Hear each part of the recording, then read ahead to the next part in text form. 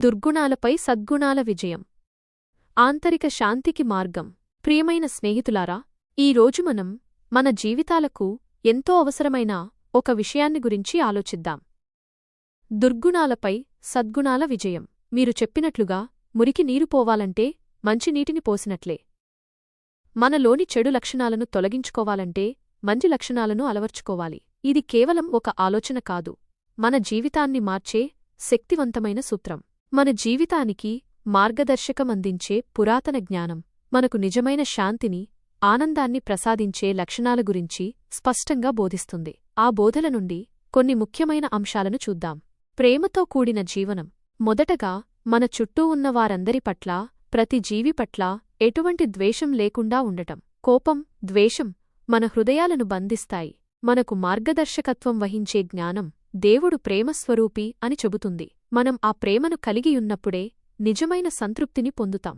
మనల్ని బాధపెట్టిన వారిని కూడా ప్రేమించమని ఆ జ్ఞానం బోధిస్తుంది. అది కష్టమనిపించినా ఉన్నతమైన శక్తి సహాయంతో ఇది సాధ్యమవుతుంది. ఐక్యత, దయ.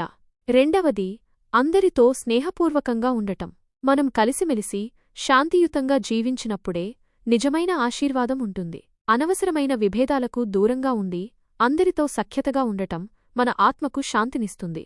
మూడవది, ప్రతి ఒక్కరి పట్ల కరుణ, దయ కలిగి ఉండటం. ఇతరుల బాధలను చూసి చలించిపోవడం, వారికి చేతనైన సహాయం చేయడం మానవత్వ లక్షణం. మన సృష్టికర్త కూడా కరుణామయుడు.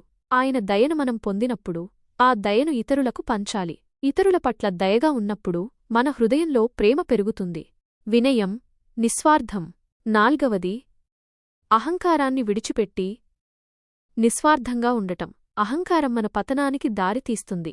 వినయం మనల్ని ఉన్నత స్థానాలకు చేరుస్తుంది. మనం ఇతరులకంటే గొప్పవారమని అనుకున్నప్పుడు దేవుని ఆశీర్వాదాలను కోల్పోతాం. అణకువ, వినయంతో ఇతరులకు సేవ చేసినప్పుడు మన జీవితం మరింత అర్థవంతంగా మారుతుంది. శాంతికి మార్గం.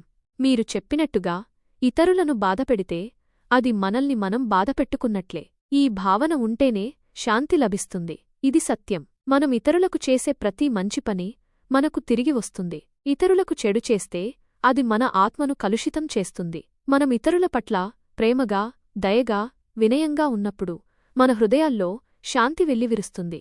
ముగింపుగా, దుర్గుణాలను విడిచిపెట్టి ఈ సద్గుణాలను అలవర్చుకోవడం ద్వారానే మనం జీవితంలో నిజమైన శాంతిని, సంతోషాన్ని పొందగలం. ఈ మార్గంలో నడవడానికి ఉన్నతమైన సహాయం మనకు ఎల్లప్పుడూ అందుబాటులో ఉంటుంది. మనం ఈ లక్షణాలను మన జీవితంలో ప్రతిబింబించేలా జీవిద్దాం. ధన్యవాదాలు.